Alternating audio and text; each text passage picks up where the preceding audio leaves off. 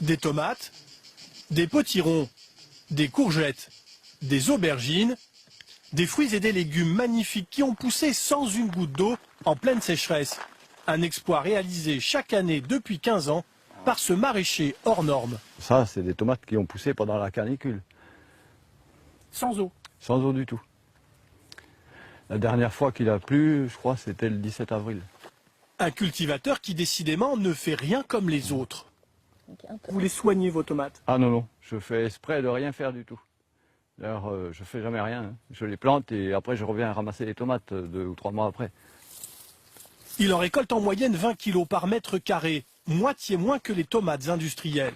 Son secret est vieux comme l'agriculture, il produit ses propres semences.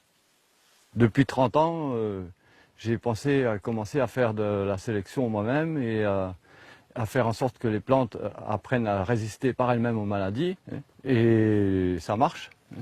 Cultiver sans irriguer, une obligation pour lui. Ces 3 hectares nichés au nord de Béziers n'ont pas d'accès à l'eau. Comme les graines industrielles n'étaient pas assez résistantes, il a dû rechercher des variétés anciennes. À chaque récolte, il les a replantées pour un résultat stupéfiant. Il n'y a même pas de mauvais arbre qui a poussé là. Et les courgettes, elles ont poussé toutes seules. Je trouve ça moi-même extraordinaire. Chaque été, des jardiniers amateurs, des cultivateurs professionnels et même des scientifiques visitent l'exploitation de cet agriculteur autodidacte qui a quitté l'école très jeune. Et on a récolté pendant plus d'1 mois, on a récolté au moins 1 15 par jour. À la clé, toujours le même étonnement. Légumes entre eux, là, melon, tomate ou Sucré. Ça n'a rien à voir avec une tomate de grande surface. Elles sont bonnes. Elles sont vraiment sucrées. On voit la chaleur qu'il fait ici et on se dit c'est dingue que ça arrive à pousser avec peut-être 35 degrés sans arrosage, quoi. Depuis l'an dernier, il ne vend plus ses fruits et ses légumes. Les noirs de Crimée. Mais avec sa compagne, ils en extraient chaque jour de précieuses graines qu'ils transforment en semences pour les vendre.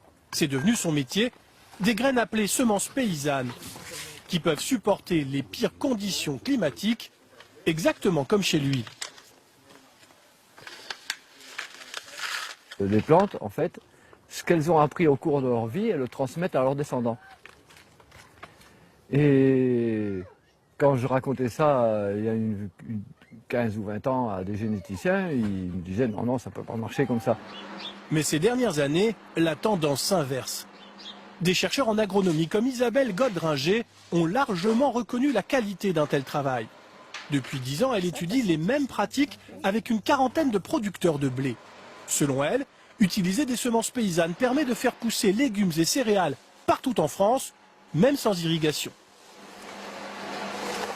Les variétés paysannes, elles sont plus rustiques et on va développer des variétés un petit peu différentes en montagne, en altitude, dans la plaine, dans les zones plus sèches, dans les terres peu profondes.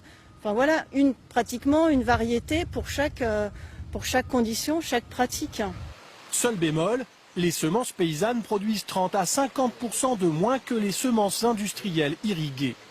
Pour intéresser les agriculteurs, il faut donc que les économies d'eau réalisées compensent la baisse de rendement. C'est ce que vient d'essayer ce producteur de maïs du sud-ouest.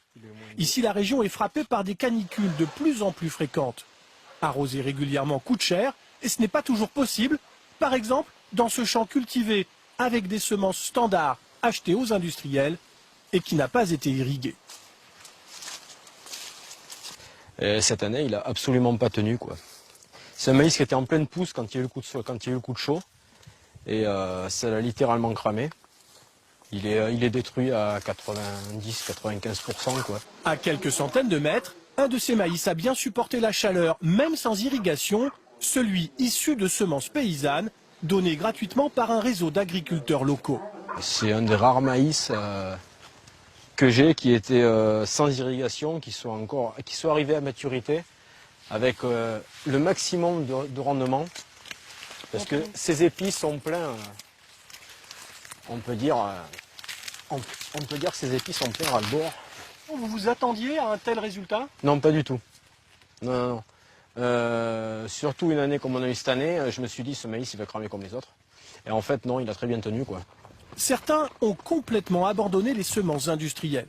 comme Armand Dutheil qui depuis 5 ans cultive son maïs avec ses propres semences paysannes.